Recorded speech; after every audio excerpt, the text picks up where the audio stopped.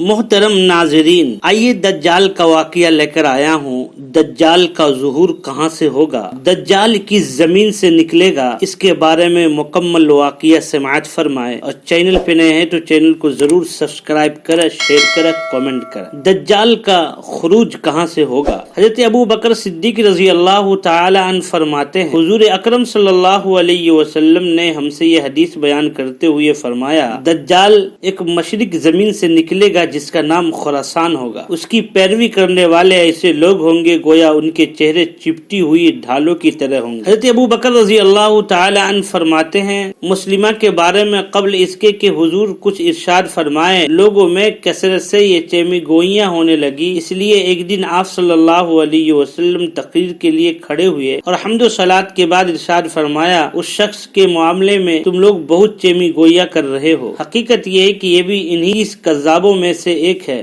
جو مسیح دجال سے پہلے نکلیں گے۔ کوئی شہر ایسا نہیں ہوگا جہاں دجال کا روب نہ پہنچے سوائے مدینہ المنورہ کے۔ اس کے ہر ذرہ پر دو فرشتے موجود ہوں گے جو مدینہ سے اس کے روب کو دور کریں گے۔ حضرت عبداللہ بن عمر رضی اللہ عنہما فرماتے ہیں، حضرت عمر رضی اللہ تعالی عنہ سے صحابہ کرام رضوان اللہ علیہ اجمعین کی ایک جماعت میں حضور صلی اللہ علیہ وسلم کے ساتھ تشریف لے جا رہے تھے، ابن سیاد کی طرف، یہاں تک کہ انہوں نے ابن سیاد کو بنی مغالہ کے قلعہ کے پاس کھیلتے ہوئے پا لیا۔ ان دونوں ابن سیاد قریب البلوغ تھا، اس کو حضور صلی اللہ علیہ وسلم کے آنے کا پتہ نہیں چل سکا، یہاں تک کہ حضور صلی اللہ علیہ وسلم نے اپنا ہاتھ اس کے کمر پر مارا اور اس سے فرمایا کہ کیا تو اس بات کی گواہی دیتا ہے کہ میں اللہ کا رسول ہوں؟ ابن سیاد نے آپ کی طرف دیکھ کر کہا کہ میں گواہی دیتا ہوں، آپ امیوں کے رسول ہے۔ پھر ابن سیاد نے حضور سے پوچھا کہ کیا آپ اس بات کی گواہی دیتے ہیں کہ میں اللہ کا رسول ہوں؟ آپ صلی اللہ علیہ وسلم نے اس بات کو ختم کرتے ہوئے فرمایا، میں تو اللہ اور اس کے رسولوں پر ایمان رکھتا ہوں۔ پھر اس سے پوچھا، تو کیا دیکھتا ہے؟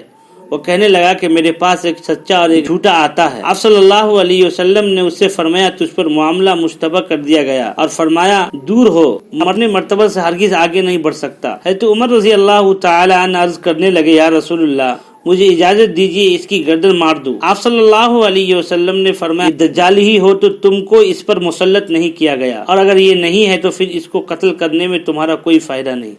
یہ روایت اصل میں حضرت عبداللہ بن عمر رضی اللہ عنہما سے مروی ہے، لیکن چونکہ واقعہ حضرت عمر رضی اللہ تعالی عنہ کے متعلق ہے اور اس حدیث کے آخر میں انہوں نے امین ابن سیاد کو دجال سمجھ کر حضور سے اس کے قتل کی اجازت بھی مانگی ہے، اس لیے اس کو حضرت عمر فاروق کی روایت شمار کیا گیا ہے۔ قصہ دجال کے سلسلے میں امیر المومنین حضرت علی رضی اللہ تعالی عنہ سے مروی ہے، آگاہ وہ دجال کے اکثر پیروکار زنا کی پیداوار اور تاج پوش لوگ یعنی یہود و علیم اللعنہ ہوں گے۔ دجال کھائے پیے گا، اس کی سواری سرخ رنگ کا گدھا ہوگا جس کی لمبائی 60 ہاتھ ہوگی، اس کا ایک قدم تحت نگاہ پڑے گا۔